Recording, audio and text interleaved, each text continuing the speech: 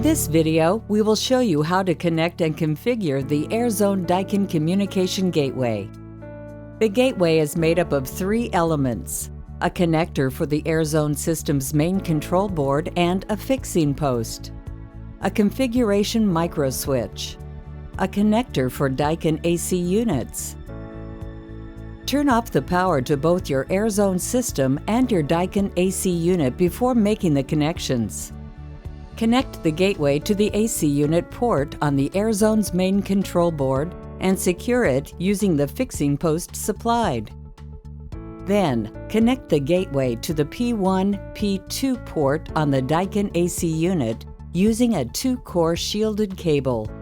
To ensure the proper operation of the communication gateway, do not disconnect the Daikin thermostat from the AC unit. Once all the connections are successfully made, configure the microswitch if necessary.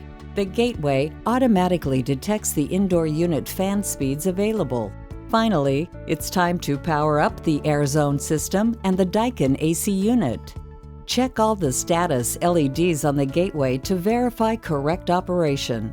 Power supply LED, microprocessor activity LED, communication LEDs, gateway system, communication LEDs, gateway AC unit.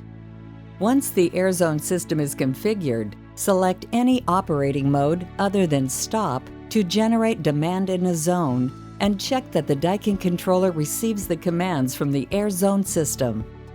For a perfect integration between the Airzone system and the Daikin AC unit, please disable the setback mode configured by default in Daikin thermostats.